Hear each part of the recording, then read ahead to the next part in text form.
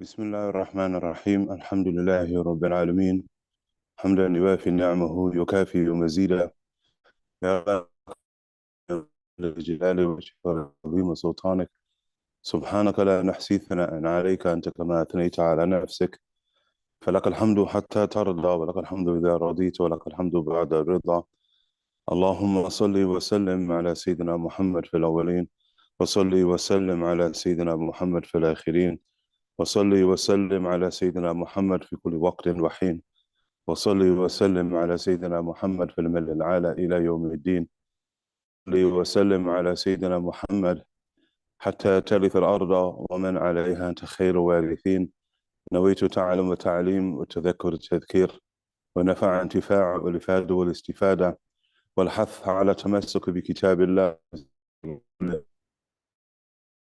وعلى آله وصحبه وسلم ودعاء للهدى ودلالة على الخير ابتغاء وجه الله ومرضاته وقربه وثوابه سبحانه وتعالى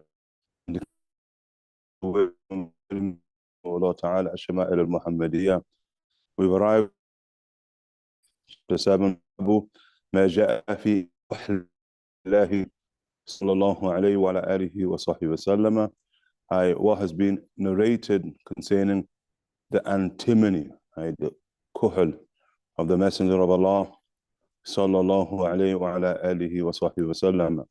ربي إليه قال حدثنا محمد بن حميد الرازي حدثنا أبو داود الطيالسي عن عباد بن منصور عن إكرمة عن ابن عباس رضي الله تعالى عنهما أن النبي صلى الله عليه وعلى آله وصحبه وسلم قال اكتحلوا بالإثمد فإنه يجلو البصر وينبت الشعر.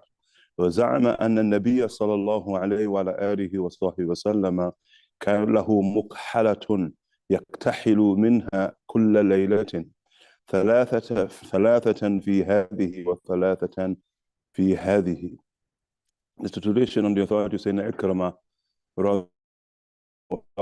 Tabi' Jalil, who reports on the authority of Sayyidina Abdullah ibn Abbas rahimahullah ta'ala, who related that the Prophet sallallahu alayhi wa alihi wa sahbihi wa sallam said, apply ithmid, for it strengthens the eyesight and boosts the growth of the eyelashes. Abdullah ibn Abbas, he said that the Prophet ﷺ had a kuhl container from which he would apply kuhl each night, thrice in this one and thrice in that one. Sallallahu alayhi wa alihi. Of the Prophet ﷺ, iktahilu bil ithmid.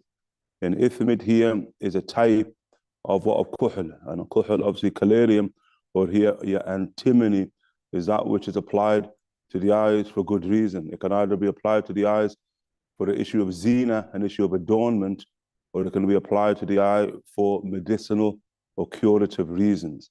And it's the latter, medicinal or curative reasons, is why the Prophet sallallahu alaihi wasallam would apply and use ithmid sallallahu alaihi wasallam in particular.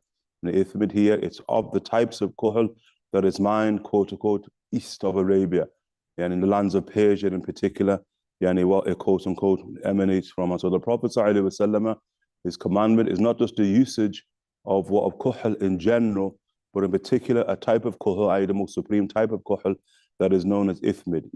The Prophet ﷺ apply or use ithmid, he said, and it gives us for two reasons, sallallahu alayhi wa alihi wa sallam, because it strengthens eyesight and it likewise boosts the growth of the eyelashes. And the eyelashes ultimately there are part of a protective measure inside of the khalq, inside of the created form of the human being for the eyes. Okay, they filter what I call these dharrat. And the dharrat, like if we look at that light and the rays of the light, we see these sort of dust particles that are constantly, quote unquote, inside of the environment. And so one's eyelashes, it filters that. So it does not affect the eye, it maintains sight. But like ithmid over and above that, does not just maintain sight, but it even strengthens it. Gives you clarity of vision, which is a literal term employed by the Prophet ﷺ, yujlil basar. Yujlil basar, it makes your basar, or your eyesight, jali. Jali means crystal clear, 2020, the Prophet ﷺ, وَيُنْبِتِ الشَّعْرِ, and then the sha'r, the lashes, Ahdab, the eyelashes here, it strengthens them also. The Prophet ﷺ said, by allowing them to grow thick, yani, and the thicker they are, the better. And both of these are natural sifat of the Prophet ﷺ. So what's important, that the Rasul ﷺ, he's not using it for zina. The Prophet is not using kuhl for zina, yani, quote unquote, to adorn himself. And how do you adorn the adorned? Sallallahu alayhi wa alihi wa sahbihi wa sallam. That's going to be negated. It's negated by the Imam, the Imams. Many of the Imams, including the likes of Imam Malik, rahimahullah ta'ala, they consider the usage of kuhl, ithmid in particular, for reasons of what? Embellishment and adornment to be makruh. It's disliked, okay? Hakada Imam Malik, rahimahullah ta'ala, and many of the Imam. Why? Because the sha'n, the affair is ittiba'. It's following the Prophet ﷺ, and it's not just following the Prophet ﷺ outwardly, but when we know the reasons that the Prophet ﷺ did things, it's also to adopt and to embrace those reasons so that we follow the Prophet ﷺ also inwardly. And then the reasons the Rasul ﷺ was to show his ummah kayfa yatatabbab, and to show his ummah how, quote unquote, to embrace curative, prophetic, curative practices with the eyes. From that, not for the Nabi sallallahu alayhi wa sallam, the eyes of the Prophet sallallahu alayhi wa sallam are perfect, yani. When the eyes that saw Allah subhanahu wa ta'ala, jalla jalalu wa ta'ala ta'azamata, such that his eyes was placed in the eyes of the divine, innaka bi'ayunina, as Allah ta'ala says, you are in our eyes. Allah ta'ala addressing the Prophet sallallahu alayhi wa sallam, those eyes that saw Allah ta'ala and saw the creation in its entirety. Jibreel wa ma duna Jibreel, Arsh wa ma duna al-Arsh, and Gabriel other than Gabriel, the supreme throne, and other than the supreme throne. Sallallahu alayhi wa alihi wa sahbihi wa sallam, ara ma la tarawna, I see that which you do not see. And so it's not for the Prophet sallallahu alayhi wa sallam. And you go even further, the application of kuhl, remember the Rasul sallallahu alayhi wa sallam is described by the Imams of Shama'il, who mukahhal al-aynayn sallallahu alayhi wa sallam, that his eyes are naturally clarion, naturally. So he has no reason whatsoever for the application of clarion, sallallahu alayhi wa alihi wa sahbihi wa sallam, illa that we understand that the Rasul sallallahu alayhi wa sallam muqtada, that the Rasul sallallahu alayhi wa sallam mahall al-ittiba' is a loci of ittiba', of adherence. He does things to be followed, sallallahu alayhi wa alihi wa sahbihi wa sallam. That's part of the meaning for Lughat al-Arab, in the language of the Arabs, of the word al-Rasul, of the meanings of al-Rasul in the Arabic language, al-muttaba', the one who's followed, yeah, the one who's followed. And so the Prophet sallallahu alayhi wa sallam would do things in order to show his ummah what to do, okay? And so in that, we haven't seen Allah Ta'ala. In that, we haven't seen Gabriel in his natural form. In that, we haven't seen the Arsh, quote unquote, then khalas, then we need a clarity of sight. And the Prophet ﷺ is pointing us to one of the means that we can, inshallah ta'ala, adopt in order to have a clarity of sight. But as with everything, it's not the kuhl of the physical eye that's important, but it's the kuhl of the spiritual eye, isn't it? It's how do we bring clarity, healing, curative, quote unquote, to those hearts. Nasallallahu salam and afiyah, that He subhanahu wa ta'ala, for reason and for good reason, due to what the hands of man at the end have been veiled by the divine Jalla Jalalu wa ta'ala azamatu, from Him and from other than Him subhanahu wa ta'ala. And so iktahilu bil ithmid, it's use ithmid, apply ithmid, for it strengthens the eyesight and it boosts the growth of the eyelashes. He says, sallallahu alayhi wa sallam. Sayyidina Abdullah ibn Abbas, rahimahullah ta'ala, he said that the Prophet sallallahu alayhi wa sallam had a kuhl container, okay? What's called a mukhala. It's called a mukhala in the Arabic language. And that's one of the items, 7 in a riwayah, 8 in a riwayah, different riwayat, 5 in another riwayah, of Sayyidina Aisha radiallahu anha wa ardaha, that the Prophet sallallahu alayhi wa sallam would always have with him hadara wa safara, regardless of whether he's at home or abroad. There's certain items he always has upon his person. From amongst them, this utensil is known as the mukhala, which is utensil in which you store what called the likes of kuhl, the likes of ithmid. Okay, that's going to have a stick there by virtue of which you extract the ithmid, and thereby now you apply it to the actual eyes, to the eyelashes. Okay, that stick there in the Arabic language is called a meal. It's called a meal. Okay, and the Imam, rahimahullah ta'ala, when you're looking at the significance of a lot of the items that the Prophet had, you see the significance of the clothes that the Prophet wore. You'll see the significance as we approach the food that the Prophet ﷺ ate. And they're always going to have higher meaning. And these are meanings, higher meanings that relate to God subhanahu wa ta'ala directly. Higher meanings that relate to the angelic realm, to the angelic horizon directly. Meanings that relate to the prophets themselves, okay? They're always going to have quote unquote higher meaning. Meanings that relate to the days of God, or of the supreme days of God. The supreme days of God, liman al-mulk al-yawm. The dominion belongs to whom today, upon this day? Lillah, to Allah, al-wahid al-qahhar. The one, the subduer subhanahu wa ta'ala, ay yawm al-qiyamah. And yawm al-qiyamah, the Prophet sallallahu alayhi wa sallam, he says that the sun will be brought, the sun there, will be brought ila ra'us al-khalaiq. It's going to be brought to the heads of humanity. And then the Prophet ﷺ said, the distance of a meal. He said, ﷺ, and then the Rawi of the hadith, the narrator of the hadith, he says, what did the Prophet mean by the meal? Does he mean the meal that's from the mukhala, the stick that you use to apply the calarium? Or does the Prophet mean by a meal, a mile, at the Hashemi mile, from the Arabic language, meal there? And he didn't know which one he meant. And if either or, and both could be, quote unquote, both could be embraced. Okay, but the point being, one of the things that we can deduce is that even measurements يوم القيامة يعني معيار الشر يعني معيار al-Muhammad صلى الله عليه وسلم is in accordance with utensils that the Prophet صلى الله عليه وسلم would carry with him home and abroad صلى الله عليه وسلم. And so you had the mukhala, which is a kuhl container from which the Prophet would apply kuhl each and every single night. And it's not known that the Prophet would apply it by day. Okay, we'll apply it by day. It applies it by night. And that's why the likes of Malik and others, rahimahullah ta'ala, they negate tazayyun.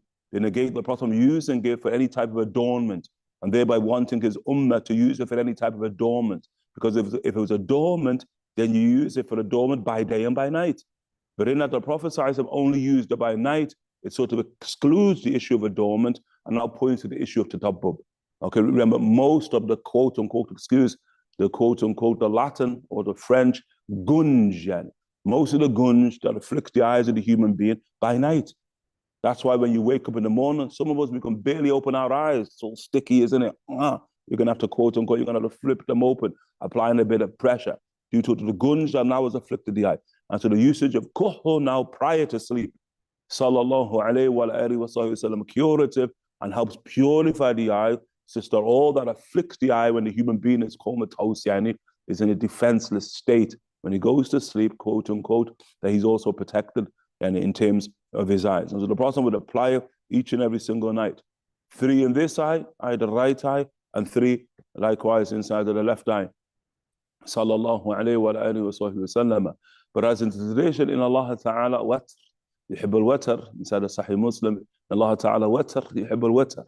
Verily Allah Ta'ala watar, odd here, one, وَإِلَهُكُمْ إِلَهٌ وَاحِدٌ, that your God is one God. وَيُحِبُّ الْوَتَرِ, and likewise he loves watar subhanahu wa ta'ala. He loves oddities, he loves odd numbers. He loves 1s, he loves 3s, he loves 5s, he loves 7s, he loves 9s.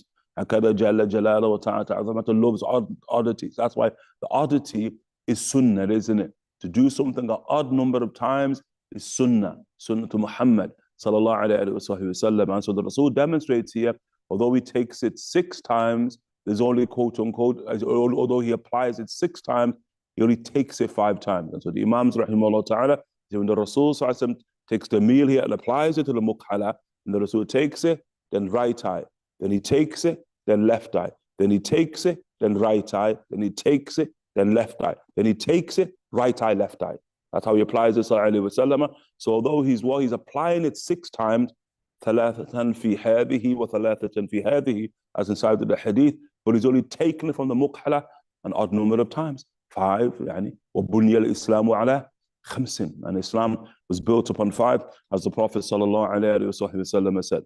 وبه إليه قال حدثنا عبد الله ابن الصباح الهاشمي البصري أخبرنا عبيد الله بن موسى أخبرنا إسرائيل بن يونس عن عباد بن منصور حاء وحدثنا علي بن حجر حدثنا يزيد بن هارون حدثنا عباد بن منصور عن عكرمة عن ابن عباس رضي الله تعالى عنه قال كان رسول الله صلى الله عليه وعلى آله وصحبه وسلم اكتحلوا قبل أن ينام بالإثمد 3 في كل عين. وقال يزيد بن هارون في حديثه إن النبي صلى الله عليه وعلى آله وصحبه وسلم كان له مكحلة يكتحل منها عند النوم 3 في كل عين.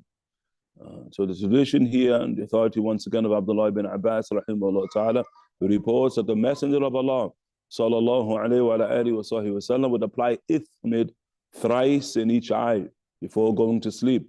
And Yazid ibn Harun reported in his narration with a chain from Ikramah, and which links to his teacher, who's Ibn Abbas radiyallahu ta'ala anhuma, that the Prophet sallallahu alayhi wa sallam had a kuhl container from which he sallallahu alayhi wa sallam would apply kuhl thrice in each eye before going to sleep. sallallahu alayhi wa alihi wa sahbihi wa sallam. وبه إليه قال حدثنا أحمد بن منيع حدثنا محمد بن يزيد عن محمد بن إسحاق عن محمد بن المنكدر عن جابر وهو ابن عبد الله رضي الله تعالى عنه وعن أبيه قال قال رسول الله صلى الله عليه وعلى آله وصحبه وسلم عليكم بالإثمد عند النوم فإنه يجلو البصر وينبت الشعر. هكذا the tradition of whom? Of saying Jabir, and who's the son of Abdullah, yani Jabir ibn Abdullah, yani rahimahullah ta'ala, Jabir ibn Abdullah, and they did a different, yani 5, the Imams rahimahullah ta'ala, they say there are 5 different Jabir ibn Abdullahs you find in the Asanid. This usually considered the most eminent of them, saying Jabir ibn Abdullah ibn Haram radiyallahu ta'ala anhu warda, Sahabi, son of a Sahabi radiyallahu anhu warda, as we made mention of, that his father of the greatest martyrs of the Ummah of the Prophet ﷺ, of those who took Bay'at al-Aqaba Thaniya, he took the second oath of allegiance with the Prophet ﷺ. His name is Abdullah ibn Haram radiyallahu anhu warda, warrior of the highest caliber radiyallahu anhu warda, ustushhid, martyred just prior to the beginning of the engagement of Uhud. Okay, and then thereby in the riwayah that he sees Allah subhanahu wa ta'ala upon death. And that's the last word that he conveys to the companions who were present to inform the Prophet sallallahu alaihi wasallam. So that Allah subhanahu wa ta'ala reveals in relation to him that تَحْسَبَنَّ الَّذِينَ قُتِلُوا فِي سَبِيلِ اللَّهِ أَمْوَاتًا. Allah ta'ala said, do not consider those who were killed in the way of Allah ta'ala to be dead. بَلْ هُمْ أَحْيَاء. Rather they're alive. Okay, where? With their Lord. In what state? يُرْزَقُونَ, being provided unto by Allah Jalla Jalaluhu Ta'ala. The verse famous that relates to the shuhada, those who are martyred fi sabilillah, for the sake of Allah Ta'ala, was revealed first and foremost in accordance to the great father of Sayyidina Jabir radiyallahu anhu wardahu, who is the son of Abdullah. The Abdullah and Abdullah ibn Haram radiyallahu ta'ala anhu wardah. Then obviously Sayyidina Jabir rahimahullah ta'ala likewise becomes of the eminent companions of the Prophet sallallahu alaihi wasallam and mukthir, and of those who mashallah relates traditions on behalf of the Prophet sallallahu alaihi wa alihi wasallam in abundance. And he says in Jabir rahimahullah ta'ala is given to a bushra in a very simple statement of the Prophet sallallahu alaihi wasallam, and the Prophet addresses saying Jabir rahimahullah ta'ala to give Aqri ala ibn Muhammad bisalam, and give my son Muhammad salams. And then that later Muhammad, the Prophet is referring to, is saying Muhammad al-Baqir, the father of Sayyidina Ja'far al-Sadiq rahimahullah ta'ala. So the bushra of Sayyidina Jabir rahimahullah ta'ala, that he will live mashallah ta'ala to the age of Sayyidina Muhammad al-Baqir. Muhammad al-Baqir, the son of Sayyidina Zayn al-Abidin radiyallahu ta'ala anhu warda. And so it came to pass. Sadiq al-Masduq, lisan al-sidq bil-akharina, so that he gives the salams of the Rasul sallallahu alayhi wa sallam, from the Rasul sallallahu, the great grandfather of Muhammad al-Baqir. He gives salams of the Prophet sallallahu alayhi wa sallam, Sayyidina Jabir ibn Abdullah rahimahullah ta'ala, saying Muhammad al-Baqir, and radiyallahu ta'ala anhuma. Hakadha the great mashallah ta'ala Jabir rahimahullah ta'ala, of those ridf, of those who's blessed mashallah ta'ala to ride upon the same beast as the Prophet sallallahu alayhi wa sallam to refer to inside of the chapter of the actual seal of Nabulah, seal of prophecy. And khalas, but he mashallah, unlike mashallah the great woman who was right behind the Nabi, I could have kissed the seal, saying Jabir kissed the seal radiyallahu anhu, and then thereby he says a perfume now begins to emanate from the actual seal of the Prophet ﷺ right into the very blessed face and now blessed face of Sayyidina Jabir ibn Abdullah rahimahullah ta'ala. And so Sayyidina Muhammad al-Muqaddir, the Imam of Medina to Munawwara rahimahullah, the Imam of the Mosque of the Prophet ﷺ, Shaykh of Imam Malik rahimahullah ta'ala, he reports on behalf of his teacher, Sayyidina Jabir meaning the son of Abdullah ibn Haram, rahimahullah ta'ala, who reported that the Messenger of Allah sallallahu alayhi wa sallam said, apply ithmid when going to sleep. When going, look, so when going to sleep, qayyad, the Prophet gives a specific time for the application of ithmid or the application of kuhl, for it strengthens the eyesight and boosts the growth of the eyelashes. وبه إليه قال حدثنا قتيبة يعني قتيبة بن سعيد رحمه الله تعالى حدثنا بشر بن المفضل عن عبد الله بن عثمان بن خشيم ابن خثيم يعني عن سعيد بن جبير عن ابن عباس رضي الله تعالى عنه قال قال رسول الله صلى الله عليه وسلم إن خير أكحالكم الإثمد يجل البصر وينبت الشعر. The tradition once again of Sayyidina Abdullah ibn Abbas rahimahullah ta'ala, that the Messenger of Allah sallallahu alayhi wa sallam said the best of your kuhl is ithmid. It strengthens the eyesight and it boosts the growth of eyelashes.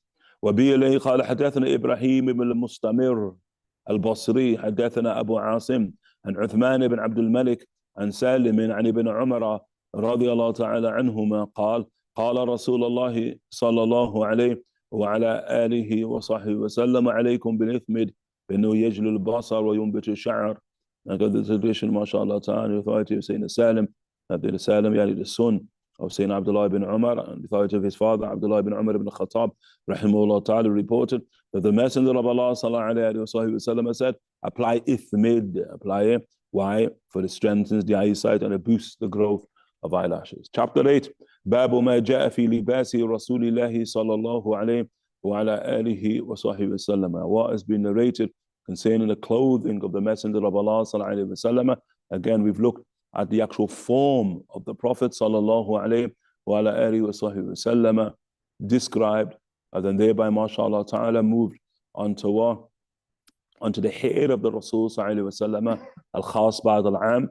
It's describing the form of the Rasul in general, but then looking in particular in those 4 chapters at the actual hair of the Prophet sallallahu the chapters that we're now moving into here in the knowledge of the fact that Shama'il is khalq wa khuluq. It's about the physical form of the Prophet sallallahu that which is seen with the naked eye, with ocular vision, but it's also about the khuluq, isn't the khuluq of the Prophet sallallahu that which is seen with spiritual vision. Okay, but khalq, in terms of generic, what did the Prophet ﷺ look like?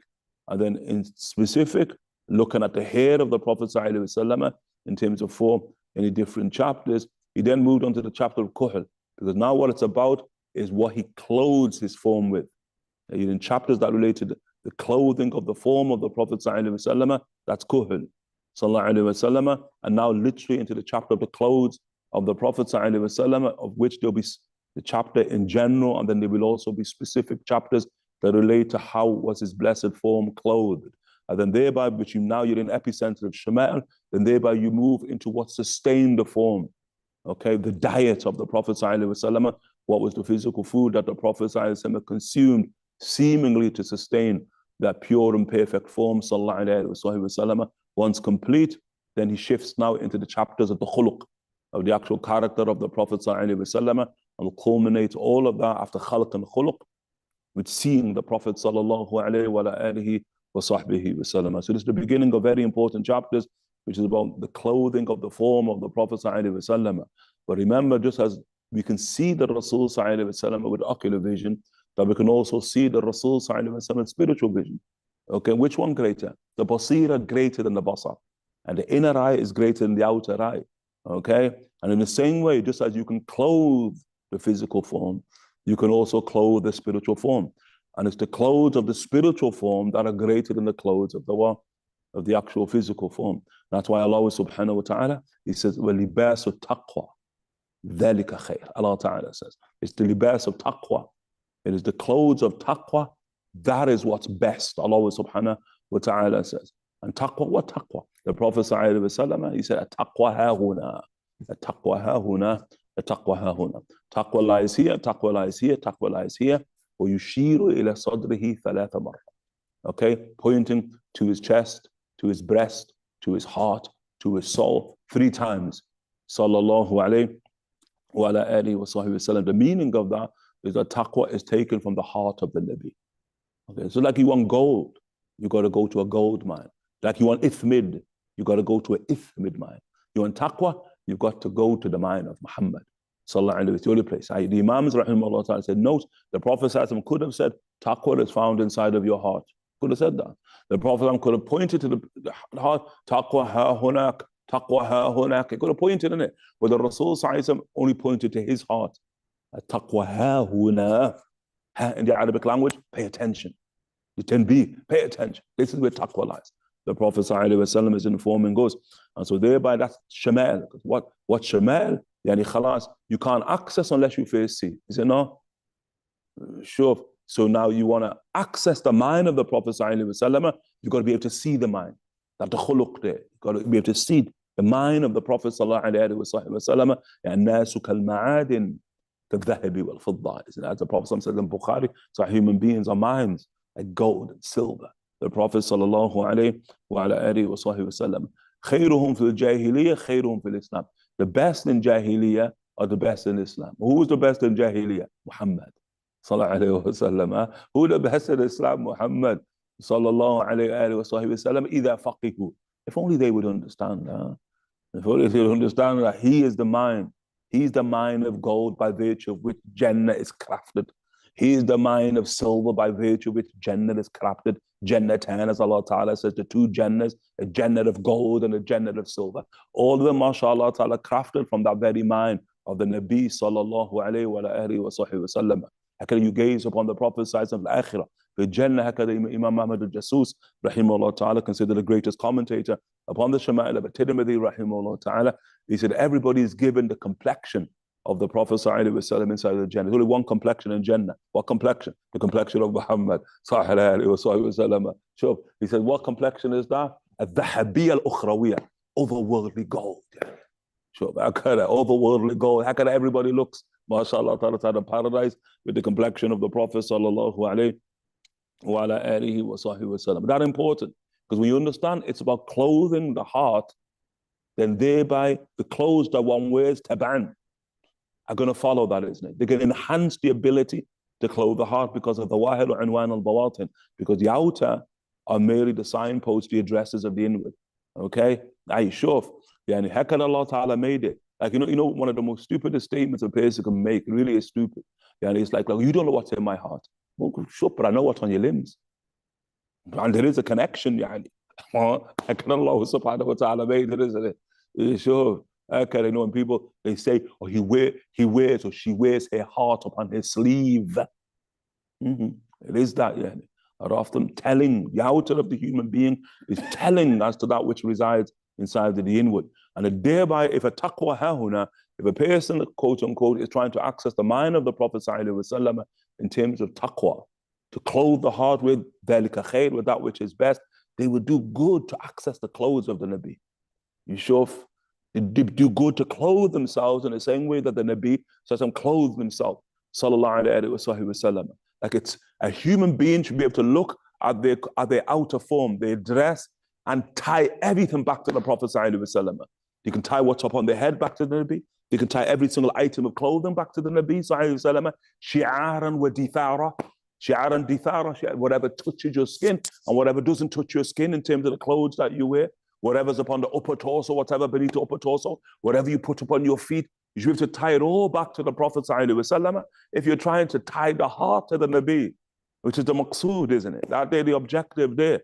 How in heaven and earth that a person who outwardly bears minimal at best resemblance to the Prophet ﷺ and his people can believe that they can have a degree of resemblance of the Rasul ﷺ inwardly, then the awliya haven't the foggiest as what is going on inside of the tin mind of men and the tin mind of women. Yani. We ask Allah subhanahu wa ta'ala yani, for tawfiq. Yani. And worst of all, yani, subhanAllah, when you actually think of it, how people, quote unquote, are embarrassed to dress like the Nabi.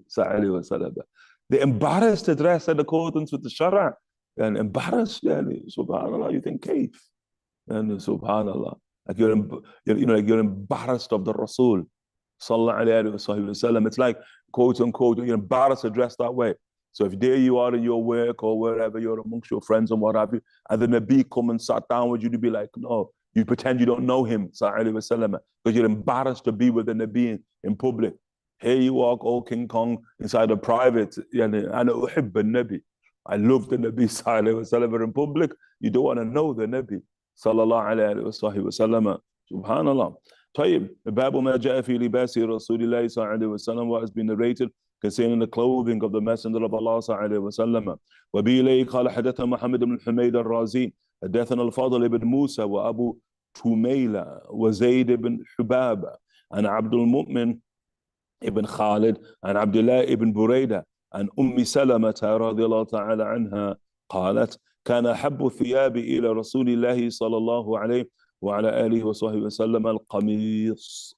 Okay, هكذا tradition سنة أم سلمة رضي الله تعالى عنها يعني وأرضاها هند بنت أبي أمية بنت أبي أمية المخزومية رضي الله عنها يعني وأرضاها, the great wife of the Prophet sallallahu alaihi wasallam, considered of the leaders from amongst women, from the leaders from amongst the wives of the Prophet sallallahu alaihi wasallam, and by extension from the leaders amongst the women, and from extension the leaders amongst, mashallah, the ummah of the Prophet sallallahu alaihi wasallam, the great Salamat radiyallahu ta'ala anha, yani wa ardaha. Here she reports that the article of clothing most beloved to the Messenger of Allah sallallahu alaihi wasallam was the shirt and the qamis in all of its lengths. That the Prophet ﷺ loved the shirt sallallahu alayhi wa alihi wa sahbihi sallam. One asks, well, why would the Rasul sallallahu alayhi wa sallam have the most beloved? And when the Rasul sallallahu alayhi wa sallam, any principle that the Prophet sallallahu alayhi wa sallam has indifference to dunya. And what do you mean indifference to the dunya? Yani, the Rasul don't love the dunya sallallahu alayhi wa sallam, so that he manifests a desire for it. But likewise, from a degree, although it can be acceptable to say the Rasul hated the dunya, but likewise from perspective, the Rasul doesn't hate the dunya. Because yani, love and hate is attachment. And you love something, you're attached to it. And you hate something, you're attached to it. And the Rasul is not attached to the world. How could he be? Izhad fi dunya yuhibbukallah. And detached from the world and God will love you. And so it's through detachment, which is the reality of indifference to the world, that what procures the love of the divine subhanahu wa ta'ala. That's why when a person came to Sayyidina Rabi'a al-Adawiyya al-Baghdadiyya radiyallahu ta'ala anha wardaha, and he says that I hate the world, I hate it, I've rejected it. She said, Shuf Kayf, if it wasn't upon your in your heart, it wouldn't be upon your tongue. That there, Shuf, it's still a degree of manifestation of attachment to the world and of itself. What is wanted is an indifference. And so what's of the world from a perspective clothes? What's of the world from a perspective food? So the Prophet has an indifference to clothes, sallallahu alayhi wa sallam. He also has an indifference to food, sallallahu alayhi wa sallam. So in Shama'il, we have to be careful to not misunderstand when, like saying Salama, rahmatullah ta'ala alayhi, like Hadith Aisha also, kana ahab, the most beloved, as if the shirt, the qamis, is on a continuum of love for the Prophet sallallahu alayhi wa sallam. The Rasul has no love of clothes, sallallahu alayhi wa sallam. But it's the garment that the Prophet ﷺ could be found most often wearing. Why? First and foremost, the commandment of Allah Ta'ala. And their guidance, emulate it. Who's they? The Prophets themselves. So you're going to find out the clothes of the Prophet ﷺ can have divine implication. The clothes of the Rasul we see can have angelic implication. And the clothes of the Rasul ﷺ can have also prophetic implication. And so we know that the shirt is the shirt of Yusuf, isn't it? That's the qamis. The qamis is the shirt of Yusuf. It's the garment of Yusuf. And so in that the Prophet has been commanded to emulate, to embrace the guidance that manifested upon the hands of the Prophets. The Rasul embraces the shirt. That's it. That's the reason. Okay? For no other reason. I've been commanded to embrace it. So I'm going to embrace an element of what? The great Yusuf, mashallah ta'ala, Shatrul Husn, half of all beauty, embraced, which was the shirt. Likewise also in terms of the shara', in terms of the law, and who is sahib al-shara', and he's the lawgiver sallallahu alayhi wa ala alihi wa sahbihi wa sallam, who astar lil-badan. Like how did he say the illah here? Like, why did he take the shirt alayhi wa sallam? Because what it clothes the form more.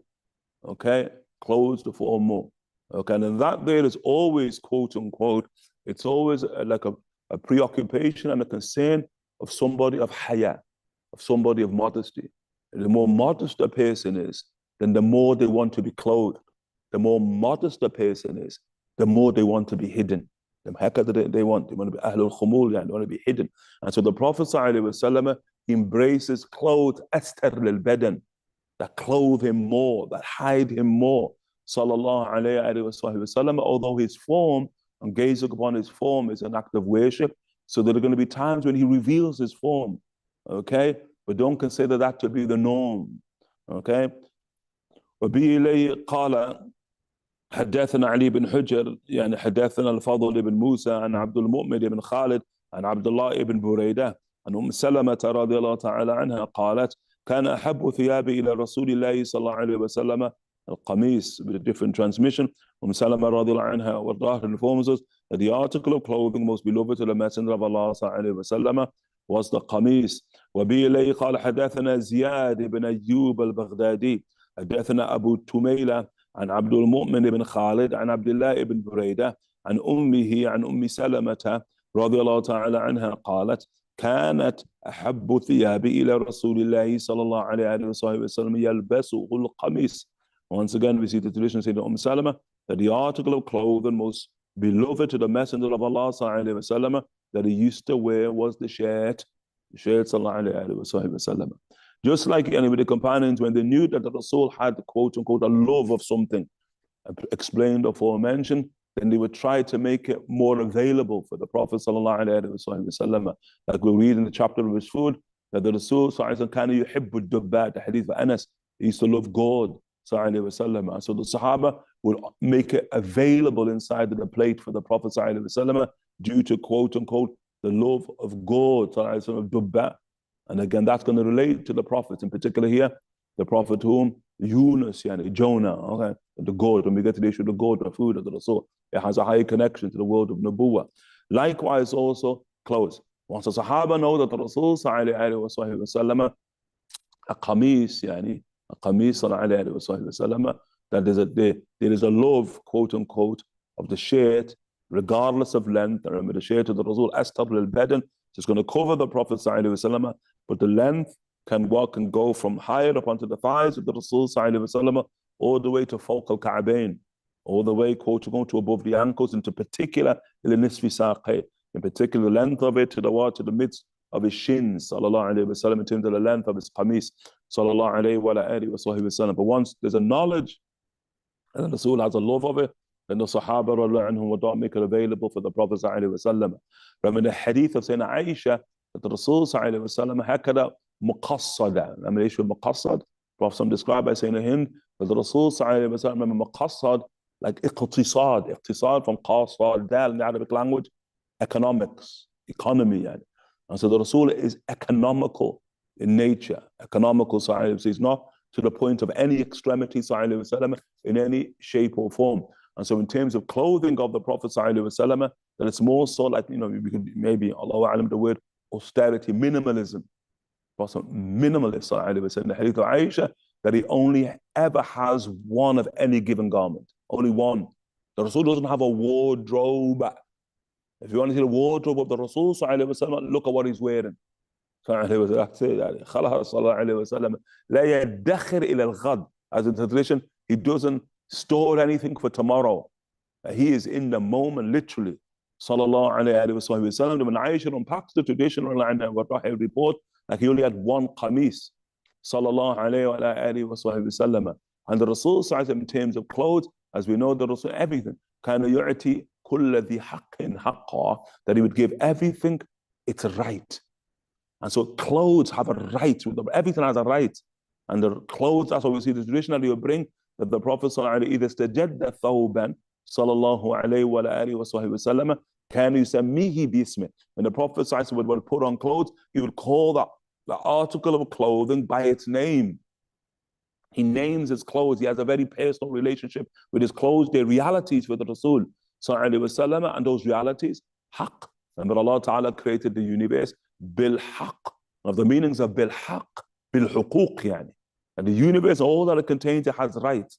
And the Rasul is the supreme giver of rights, deliverer of rights, sallallahu alayhi wa sallam. And so we say, what from the rights of clothes? When you wear them, to wear them out. You just say to wear them out.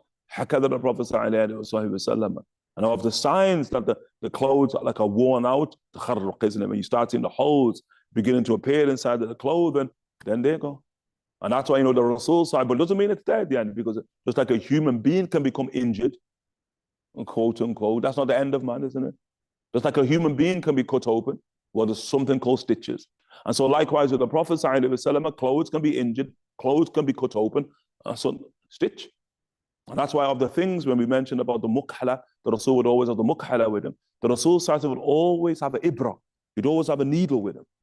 So it's with thread, sallallahu alayhi wa alayhi wa sallam. And the Rasul had a dapper hand with the needle and thread. And sallallahu alayhi wa sallam. Dapper habadashari. Sallallahu alayhi wa alayhi wa sallam. Not only would he mend his own clothes, sallallahu alayhi wa sallam. That one thing, you know. Oh, well, you know what I mean? It's a big thing nowadays. Men don't know how to mend. Women don't know how to mend their own clothes. Have a dapper with a needle. But Shuf Cape, the Rasul would cobble his own sandals, cobble them. That even harder, isn't it? Cobbling is far harder, and Rasul would mend, stitch his own clothes, and he would cobble his own sandals. Sallallahu alayhi wa alayhi wa sallam. And it's something that the Prophet enjoying, yani. The Prophet even for the women folk and the supreme, and a woman inside the Medina, her name was Hafsa ibn Rawaha, the sister of Abdullah ibn Rawaha. Supreme with a needle. That's Hafsa ibn Rawaha, the Prophet imported it into his house to teach his women folk the art of the needle. And then thereby the Rasul he made that of the arts of futuwa. Teach your children, the Prophet الرماية والسباحة وركوب الخيل. The Rasul said, الرماية, the art of throwing, wrestling, the art of throwing missiles, archery. The Prophet spears, whatever, like all of them enters onto the sphere of الرماية والسباحة, swimming. The Prophet وركوب الخيل, the riding of horses, رباط الخيل. The Prophet said the rearing of horses. But in the riwayah, habadashari, teach habadashari, place it amongst what, quote unquote, the arts of Fatuwa, sallallahu alayhi wa ala alihi wa sahbihi wa sallam. And so thereby you see Medina. And if Medina now, mashallah ta'ala, has learned to use the needle, they will use it for the Nabi sallallahu alayhi wa sallam. And so how many reports do we have of great women now who are now making a shade, a qamis for the Nabi? And sallallahu alayhi wa sallam, the knowledge that it's the most beloved garment to the Prophet sallallahu alayhi wa sallam. Well, and likewise also, al-jaza al-ihsan al-ihsan, is the reward for ihsan or the ihsan. You know, the Rasul is the one who's advocated, mashallah, the art of the needle. Then let's use that for the Nabi sallallahu alayhi wa sallam. And so Hakada did come unto the Prophet hadith in Bukhari and others of the Ansari woman who now makes the Prophet sallallahu this shirt, isn't it? And she comes with this brand new shirt she's made the Nabi sallallahu alayhi wa sallam. Ya Rasulullah. So I've made this shirt for you to wear with my own hands. She didn't go and buy it from Matalan or whatever people go and shop. Yeah. Oh, yeah, Rasulullah, I went to the store there and I bought a ready-made one. And mashallah ta'ala, there can be a beauty in that. Gifts, isn't it? The Prophet love one another. I'm not show you how to love one another. Give gifts. The Prophet says, what a greater gift than something you did with your own hand. With all of the flaws they can have, it's still, mashallah ta'ala, it has greater waqah inside of the heart than this perfect garment that you went and bought off shelf, isn't it? And so now, but there's no flaw with the Ansari one. Perfect. How she presents it to the Prophet sallallahu. The riwayat of the riwayat, the Sahih, there by the Prophet, and she does it al-mala in public, not like private knock. In public, the Rasul in public, and she comes to Rasul in public, mashallah ta'ala. Because there's something she wants to learn there from it. That's why it's in Aisha al-Bukhari, ni'ma nisa al-Ansar. The best of all women are the women of the Ansar. Blessed they are. Saying Aisha anha said they don't allow their modesty to prevent them from tafaqquh fi din, from becoming knowledgeable, understanding in the religion. The Ansariyat, because modesty will prevent you going to the Rasul in public. Modesty as a woman will prevent you from going to the Rasul in the presence of men in public, isn't it? Modesty, you're going to stay aside. So for Ansar, there's going to be something I'm going to learn from this. What is that I can learn? And so she goes there to the Rasul, presents the Rasul in public, and there the Rasul, immediately the Rasul must stand. So the thing she's learning, or the Rasul sallallahu accepts gifts. Remember the hadith of mashallah ta'ala of Salman al-Farisi? She's learning, the Rasul accepts gifts. And so the thing she's learning, radiallahu anha wardaha. And thereby the Prophet ﷺ accepts gifts. Second thing, he's going to learn that the Rasul sallallahu alayhi wa alihi wa sahbihi wasallam is going to, mashallah ta'ala, amma bi ni'mati rabbika fahaddith. As for the blessings of your Lord, proclaim it, declare it. Hakad the Rasul sallallahu, he's given a gift sallallahu wasallam, because the Rasul here, Jabal al-Khawatir, he's concerned about the feelings of people. He wants to display the gift to the gifter immediately so they can feel, mashallah. So the Rasul into the house, out of the house, now he's wearing the shirt. What she also understands by extension that the shirt that the Prophet sallallahu alaihi wasallam is wearing, he's wore it out. He's wore it out. She can get it from the majlis. In one riwayah, when she comes back and she sits, the Prophet sits with the garment, mashallah, wearing the garment. How happy must she have been? You really, like, you made a garment and then you see the Rasul wearing the garment that you made. You go to the way, how happy, and the Rasul, garments fit for the king. It's like showing the tradition there, show how she happy, how vexed he must have been. Whom? Saying Hakim ibn Hizam, rahimahullah ta'ala, the nephew of Khadija, radiallahu ta'ala, anha wa anhu. Where he goes, saying Hakim ibn Hizam, of the richest of the companions, and he ain't even Muslim yet. Saying Hakim ibn Hizam, he goes all the way to Yemen. He goes all the way to Yemen, and he buys in the souks of Yemen with his wealth. He's able to buy the official royal garment of Shaykh Dhul-Yizn. And the Shaykh Dhul-Yizn, Hakada folkloric, the one who cast the Abyssinians beyond the Nutfa, he's folkloric, the one who Abdul Muttalib goes and visits and pays homage to the great Shaykh Dhul-Yizn. And so Hakim ibn Hizam is able to go to the Sana'a and he's able to buy the actual garment, royal garment of Shaykh Dhul-Yizn. Sure, the garment of a king is only fit for a king. And so thereby he travels from Yemen all the way to Medina. And thereby, mashallah, he gifts that garment to the Prophet ﷺ. Hakad his love for the Prophet ﷺ, saying Hakim ibn Hizam. Even when he was a Muslim, obviously he becomes Muslim, Sahaba, Jalil anhu wardahu. Sure. Next day, now he wants to see, but sure, he's not like the Ansari woman, because now he's gifted to the Nabi ﷺ, so now you're in anticipation. You're waiting for the Rasul to walk out in public wearing the garment of Shaykh Dhul-Yizn. Sure. What does he see the next day? Usama ibn Zayd. He sees Usama ibn Zayd walking around Medina in the garment of Shaykh Dhul-Yizn. And you've got to sort of tie the whole story back. Because remember, like, who's Usama ibn Zayd ibn Haritha? Who's Zayd ibn Haritha? He was the slave of Hakim ibn Hizam. Remember, it's Hakim ibn Hizam who gifts it as a wedding present to his aunt Khadija upon the marriage of the Prophet ﷺ. So he's seeing, quote unquote, the son of his former slave, wearing the garment that is fit for the king. Sure. I say, how must his heart have been? He couldn't hold himself back. He goes on to home to say, Usama, and he says, do you know what you're wearing? You are wearing the garment of Shaykh Dhul-Yizn. How can he take Usama to task? Look at Usama. Usama Rubbi, Usama, mashallah, raised in the presence of the Prophet ﷺ, saying Usama, Hibb ibn al-Hibb, the beloved, the son of the beloved. So we can't even fathom who Usama was. Allah, we often think like who he was. But all those who the Rasul ﷺ loves. Look at that tradition there. That tradition once where the Prophet ﷺ is inside of the house there, and there's a knock on the door, and then the Prophet ﷺ is saying Usama there, saying that Usama goes and answers the door, and then he comes back to the Prophet ﷺ, and he says, it's Abbas and Ali. It's Abbas ibn Abdul Muttalib and Ali ibn Abi Talib ibn Abdul Muttalib. They're at the door. And so the Prophet ﷺ says, do you know what they want? And Sayyidina Usama says, no. So the Prophet ﷺ says, I know what they want. I know what they want from the get-go, what they want. So let them in. So now when they come in, Sayyidina Abbas and Sayyidina Ali radiallahu ta'ala anhuma, and they sit with the Prophet ﷺ, what do they want? What is what all the Sahaba want? Love of the Nabi. That's all they want, love. So what is it they come to the Rasul, Ya Rasulullah? Who do you love the most? That's all they want. The Rasul knows, as their favorite companions, who do you love the most? That kind of they ask the Prophet ﷺ. And so the Prophet ﷺ, what does he say? Usama. Look at that. Usama. I love Usama the most. What do they say to the Rasul? Yeah, we got that. Like, that wasn't open for question, the love, the Rasul. That they're unfathomable. Saying Abbas, saying Ali, Imam and Nabi sallallahu alayhi wa sallam. The Prophet said, Usama. Yeah, we got Usama. We're asking between him and I. Who do you love? Do you love Abbas more? Or do you love Ali more? I said, the Prophet sallallahu alayhi wa sallam said, Ali. I love Ali more. Abbas vexed, yani. How you gonna love? I'm your uncle. He said to us, how you gonna love your cousin? Won't he love your uncle? Look at the Rasul gives criterion. Oh, he became Muslim before you. That's it. Shuf the Rasul. He became Muslim before you. That's it. سابقون الأولون من المهاجرين والأنصار. هكذا the Prophet ﷺ said. Shuf كيف? But then man, who Usama? So what does Usama say to Hakim ibn Hizam there as he's wearing the garment fit for the king? I'm gonna teach you some deen. Usama was young, Usama a teenager.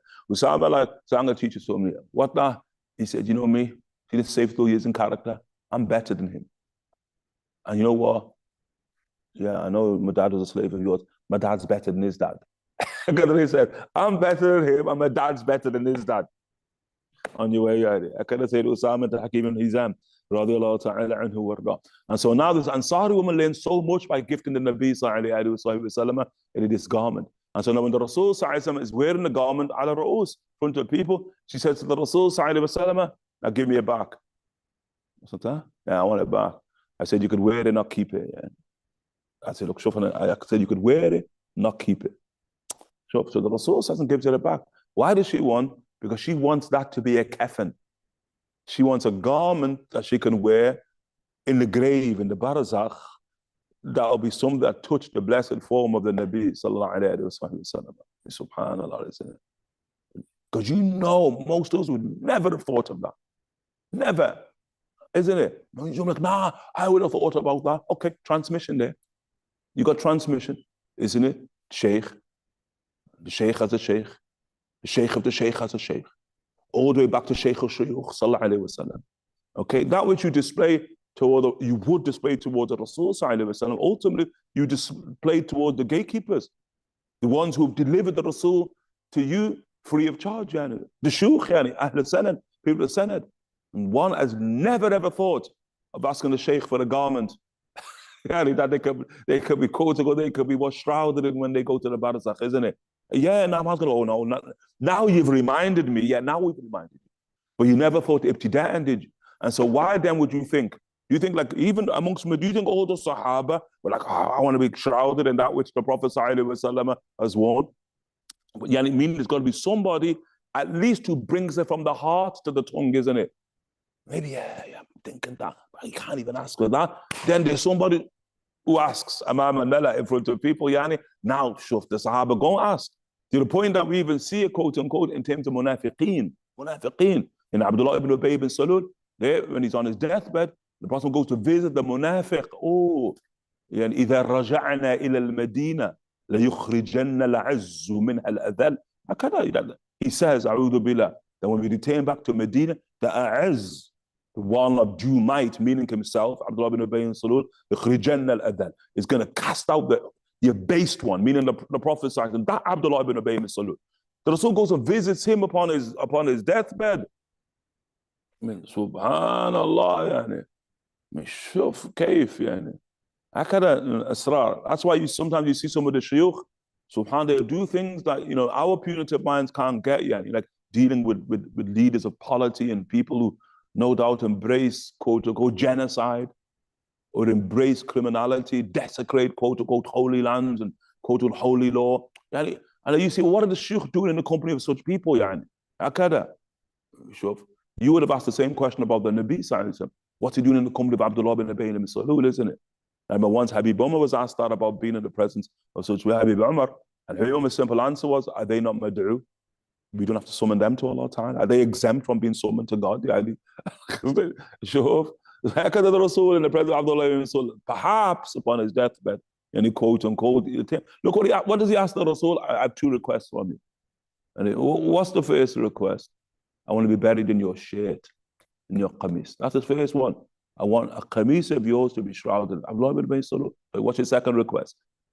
That you're going to go out, you're going to pray my janazah. Sure, that's a munafiq asking that of the Nabi sallallahu alaihi wasallam. That's why the irony of it is that when he dies now, and Allah the tradition is the shaykh giving up, but that's the request. And one can assume that why by the second is that now the janazah, the Rasul at the janazah of Abdullah ibn Salul. And then here, the beauty, mashallah, the symmetry of the tradition of the Prophet ﷺ, as he's going out for the janazah, saying Umar ibn Khattab has hold of the shirt of the Nabi, pulling his shirt. Munafiq, ya Rasul. Munafiq. This is a hypocrite there. You're going to pray over him. And the Prophet ﷺ, خلي يا عمر, get off me, Umar, get off me. The Prophet ﷺ says, yeah, I'm going to pray over him. Say, again, this is for the mela, so people say, yeah, you sure? If you pray over him 70 times, Allah Ta'ala won't accept. Allah Ta'ala said that. Now, even 70 times, Allah is not going to accept it. He's a munafiq. And the Rasul didn't say, no, he's not a munafiq. And why are you accusing him of something you don't? The Rasul, khalas, didn't say that. But what the Rasul saying, oh mercy, I'll pray more than 70. Isn't it? I'll pray more than 70. Look at that rahmah of the Nabi sallallahu alayhi wa sallam. I said you could wear it, not that you could keep it. And show hakada. In a riwayah that somebody comes knocking up on her door, yani. Ula, Sayyidina Abdul Rahman ibn Auf, rahimahullah ta'ala, Imam, and Ibn Zuhra. Abdul Rahman ibn Auf said, I hear you got a garment that the Prophet wore. And she says, yeah. She says, is it possible that I could sort of, did you feel it, yari, like wear it, yari? And so she goes and she brings out the garment for Sayyidina Abdul Rahman ibn Auf, rahimahullah, who puts on the garment once again, you could wear it, you can't keep it. She takes it. Abdul Rahman ibn Auf, obviously, and the richest of the companions. You could soundly say the richest man alive in his age. Abdul Rahman ibn Auf, rahimahullah ta'ala, he puts inside of his will, I want to be buried in that shirt. I want to be shrouded in that shirt of that Ansari woman. And the tradition, so it came to pass. Yeah. It shows in Abdul Rahman ibn Auf. In the other riwayah in al-Bukhari there, when the Rasul ﷺ is gifted by this Ansari woman a garment, and you don't understand it by it's a different Ansari woman, who gives the Prophet ﷺ a garment, and he goes in ﷺ, and then he puts it on ﷺ, and he's sitting there with his brand new garment. And then a man from the people in the Bukhari, a man from the Sahaba, says, Ya Rasulullah, give me that garment. Gift that one to me. And so the Prophet ﷺ sakat, he remained silent, ﷺ, and for a moment, ﷺ, then the Prophet ﷺ stands. But he hesitates for a moment, or at least remains silent, then he stands, ﷺ, heads back into his house. When he heads into his house, then the kickoff, yeah. Then the kickoff. Sahaba, shuf, are saying to the man's Abdul Rahman ibn Auf, they're saying to him that, shuf, yani, you know quite well, nobody needs that shirt more than him. And what you get from that, the Rasul given the shirt, it's right. He'd wear it till he wore it out. You know nobody needs the shirt more than him. And so Abdul Rahman ibn Auf there upon the defensive with the Sahaba said, I'm only asking for it so I can be shrouded upon death. Radiallahu anhu, in that very shirt. And so the Rasul comes back wearing his old shirt, and the Rasul has folded this new shirt and he presents it to Abdul Rahman ibn Auf, rahimahullah ta'ala, buried in the shirt of the Nabi, sallallahu alayhi وعلى آله وصحبه وسلم.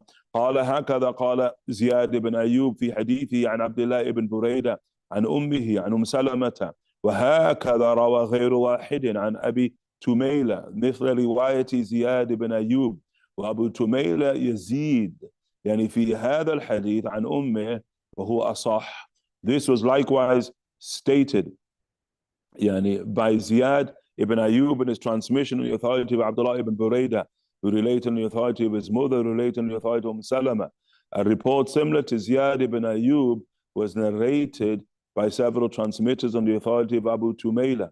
Abu Tumayla added to this hadith on the authority of his mother, and this is the most correct, inshallah ta'ala.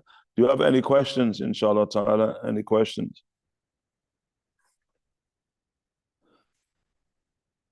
Do you have any questions?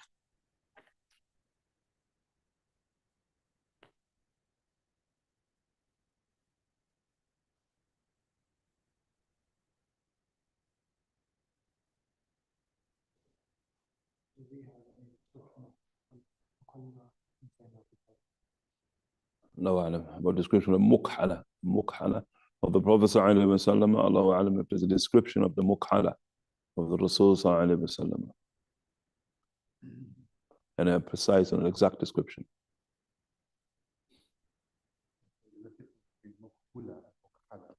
And a mukhala. In adopting the Arabic language, the words can have different ways they pronounce them. Now, yeah, the shirt of the Prophet ﷺ, see, yeah, a shirt can be made out of cotton and made out of what? Linen. And so those two textiles, cotton and linen, of the textiles of the shirt of the Prophet Qutn, and a Qutn, Qaf, Ta, Nun, and Katan, Kaf, Ta, Alif, Nun. They're the two textiles of the Prophet ﷺ as it relates to his shirt. And then likewise also, was it colorless? Yes. And the shirt of the Prophet ﷺ have no color. Sallallahu alayhi wa sallam. We'll come to descriptions of the shirt. They have no color. The shirt of the Prophet ﷺ. They have pockets. The shirt of the Prophet ﷺ. They have sleeves. Next question we'll look at what was the length of the actual sleeves of the Prophet ﷺ. Do they have an opening or do they not have an opening? Okay, different ways, descriptions, inshallah ta'ala. The actual shirt of the Prophet ﷺ, buttoned, that they have buttons, the shirt of the Prophet ﷺ. Okay, but what we do understand that they're colorless, the shirt of the Nabi. As you can even see now, with those who imitated the shirts of the Nabi, like male and female, you can see it with the shirts of Sayyidina Hussein, that have been preserved, the shirts of, mashallah ta'ala, Sayyidina Fatima Zahra alayhi salam, have been preserved, colorless, colorless. Now, anyone have any questions? In the previous lesson, we mentioned the last Sahaba, the place of the end, this is the last Sahaba, not the place of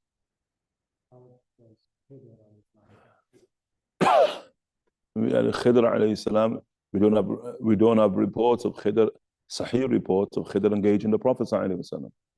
And so we're not going to consider Khidr alayhi salam to be a companion of the Prophet sallallahu alaihi wasallam in terms of an affirmed sense that did he meet the Prophet sallallahu alaihi wasallam whilst the Rasul sallallahu alaihi wasallam walked the earth. Okay, and that they're quoted obviously without embracing the actual difference of opinion. Is Khidr still alive or not? Remember, that's the starting point. Is Khidr alive or is he not alive? That there's a difference in opinion of the Ummah. For those who accept he's alive, okay, now did Khidr alayhi salam whilst alive meet the Prophet sallallahu alaihi wasallam whilst alive in this world? And if we have no affirmation of that, then we're not going to consider Khidr alayhi salam or the others, Zurayb, radiallahu an, all the others, Ashab al-Kahfi, all the Mundarun, those, because there's many upon the earth who've been a significant number, who've been given extended life, we're still living. And sure, there's many, they call the Mundarun there. But did all the Mundarun meet the Prophet sallallahu alaihi wasallam? Clearly not. So in that they do not meet the Rasul sallallahu alaihi wasallam, we don't consider them to be a Sahaba. So in Isa ibn Maryam, alayhi salam, he's a supreme mundar. He's a supreme one who's still living, extended life, alayhi salam. But he met the Prophet sallallahu alaihi wasallam living. Remember that Isra al-Mi'raj, Bukhari al-Muslim, that he met the Rasul sallallahu alaihi wasallam whilst living. That encounter with the Nabi sallallahu alaihi wasallam makes him a Sahaba. Okay, and there's meanings to being a Sahaba as it relates to the Prophet sallallahu alaihi wasallam and the one who's a companion of the Rasul sallallahu alaihi wasallam. Although we do recognize that the maqam, the station of the son of Mary alayhi salam, is beyond that of the companions, as a prophet, as a messenger, as ul-Azmi, as the Ruh Allah, as Kalimat Allah. Then he has stations that are beyond what we'd ever consider to be the station of the companions. But just in having the nisbah to the Prophet sallallahu alaihi wasallam is something special for him, but likewise also special for those who engage him at the end of time, so that they become the tabi'ina, they become now the students of companions of the Prophet sallallahu alaihi wasallam. It enhances the inside of the ummah of the Prophet sallallahu alaihi wasallam. Go on. If we have a garment from the awliya, it is good idea to Sahaba. And if you have a garment of the awliya, it's a good idea, first and foremost, to wear it and to make sure in life.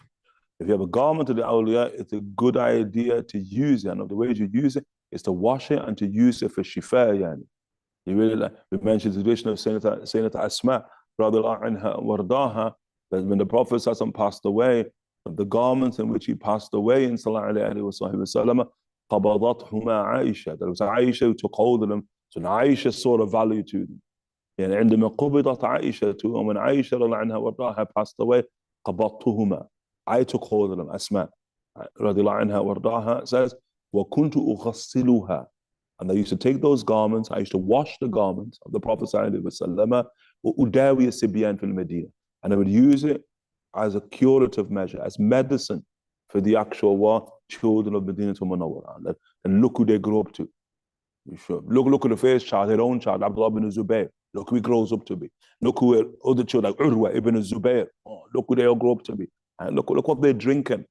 The water that has touched the very garment of the Prophet sallallahu alaihi wasallam, the Mubarak sallallahu alaihi wa alihi wasallam. You got it? And so hakada with the awliya. That's why you find the tradition there of what show of two of the greatest imams of the religion ever. Who's that? Beautiful exchange between them is Imam Shaykh and Imam Ahmad. Imam Ahmad ibn Hanbal is a student of al-Shafi'i rahimahullah ta'ala. Al-Shafi'i is the only Shaykh of Ahmad in law. In fiqh, yani. He only has one Shaykh, which is strange, yani. You usually have a lot of Shaykh. He only has one Shaykh in law, and that's Imam Shafi'i rahimahullah ta'ala. And the love that he had was profound, yani. Point being is that Ahmad had a shade of Shafi'i. Shafi'i had a shade of Ahmad. Shuf Kayf, it was mutual, yani. And Imam Ahmad rahimahullah ta'ala informed Shafi'i that whenever he gets ill, he would actually wash the shade of Shafi'i, then he would drink the water from the shade of a Shafi'i rahimahullah ta'ala. He said, "But then he'd immediately be healed." Yani. Shafi'i said, "Why do the same?" So Shafi'i would take the shade of Ahmad rahimahullah ta'ala, wash it, drink the water, yani, immediately be healed. Yani. Araftum, hakada, yani, we've been commanded to treat the awliya. Yani. That's the point there. MashaAllah ta'ala. So it's wearing it, using it, and then mashallah wasiyah to be buried in it.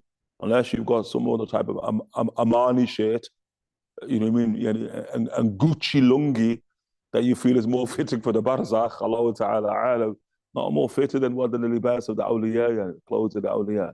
If you want to be buried in anything that connects to the Nabi sallallahu alaihi wasallam, if quote or you can't have a literal item of the Prophet sallallahu alaihi wasallam, then his waratha, his people, isn't it? You want something that connects to his people. And then, mashallah, tabarakallah, if you can get something, like they're the hairs of the Nabi. You know, most of the hairs of the Nabi sallallahu alaihi wasallam that were left from the first legacy, yani, and ikhlas, they're buried, they're beneath the ground. Sahaba, tabi'een, atba', they all took it to the grave. I mean, the great Imam Ahmad bin Hanbal, rahimahullah ta'ala, he had 3 hairs of the Prophet sallallahu alaihi wasallam buried with them. One on this eye, one on that eye, one on his tongue. How can he's buried with the hairs of the Nabi? Took it to the barzakh. Radiallahu anhu, yani waradahu. If we're not fortunate in that way, like if not fortunate in that way, and it's shuf cave, like some people's graves can be packed with stuff in it. Some people taking all with them, and all the stuff they got from the awliya or the hairs of the Nabi, they got to pack it inside of the grave because you need it all there. And you say, well, what about leaving it for the children? So the children, well, forget the children. There's a time when you got to be selfish, you got to be self-centered. Forget the children because you remember them Yawm al-Qiyamah, isn't it? Like you shuf, and you just need from the family, you need one person to get past. So long as everybody else has got faith and one person gets the pass from Allah Ta'ala and His Rasul sallallahu alaihi wasallam, don't worry, you're all good. Come. Everyone else is good. And everyone's good in the same echelon in paradise. That's one of the sitters of the Ummah of the Rasul sallallahu alaihi wasallam. Like you go where you're connected to. Yeah, if it wasn't for that, we'd all be outside of Jannah. Shuf, nasallallahu salam al-afiyah. If there's heights, the araf on the heights, nasallallahu salam al-afiyah, darakat, yani. People would be inside the descending levels of Nar al-Jahim, nasallallahu salam al-afiyah. But Allah Ta'ala's favored the ummah. Just that connection with one person to get through.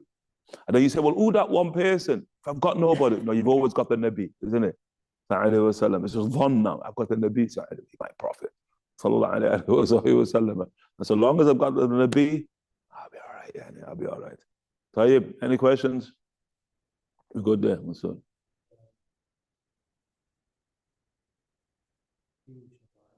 Yeah, we'll just speed them up and I'll speed up.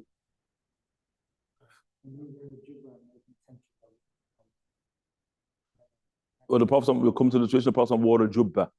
So in that the Prophet wore a jubba, naam, wearing a jubba with intent, male or female, and mashallah. But jubba, the base of it is an outer garment. You could understand a jubba to be a coat by extension, like that one, that anorak, whatever you're wearing there. So long as you make the intent that the anorak is a jubba imitating the Nabi sallallahu alaihi wasallam, there is accordingly. But it's of degrees. Some people, in terms of the outer garment or any garment, you got 1/10 of the meaning of the Prophet. Some got 1/9, 1/8, 1/7, 6. Some of these, mashallah, they've got it perfectly. All accordingly, isn't it? But important, the actions dictated by intentions. Ever. What is the sweat of the Prophet? If someone is scared to use it, should they ignore this book and still use it? يعني yeah, we got to يعني الله أعلم يعني الله تعالى أعلم. And what's important that you preserve it, you protect it, and you honor it يعني. And so if you can do that by wearing it, inshallah ta'ala, marhaba. But if you feel that you're not going to be able to do that, then obviously it's better, tark is better يعني. And to let the honor of it be in the not using of it. And that's also sound يعني.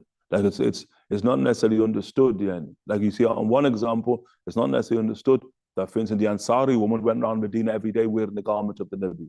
So it's not necessarily understood that. Okay? Or the garment of say Abdurrahman ibn Auf. Sure, every day he's got it.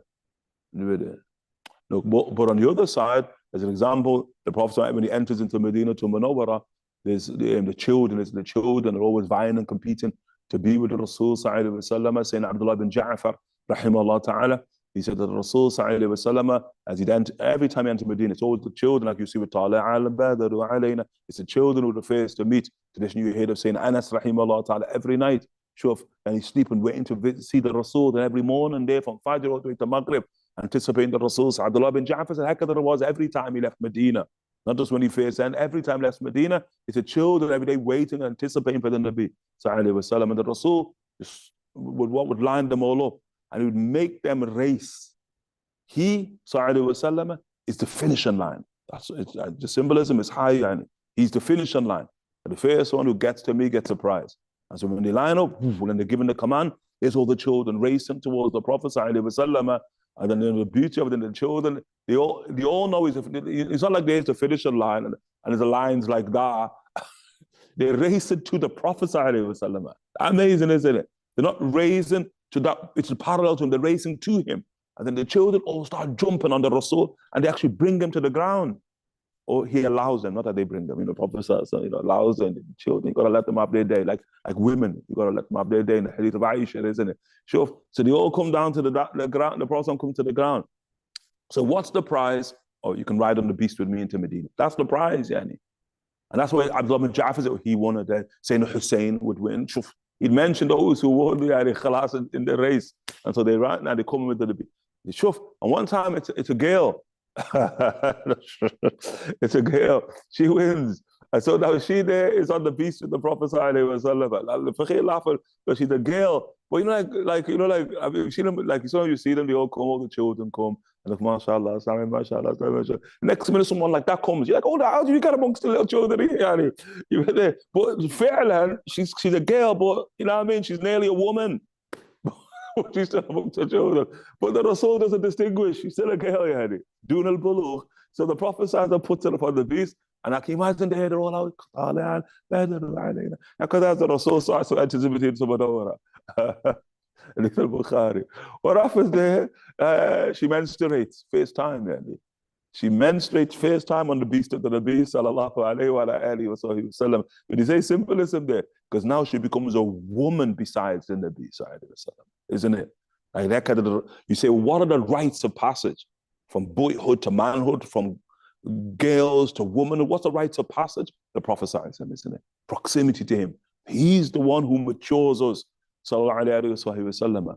But the Rasul sallallahu alayhi wa sallam, can you imagine? The Prophet ﷺ, how the situation? Rasul now shows you how to deal with menstruation. Can you imagine? Who taught you about menstruation? The Nabi. Sallallahu alayhi wa. Can you imagine that's your first teacher?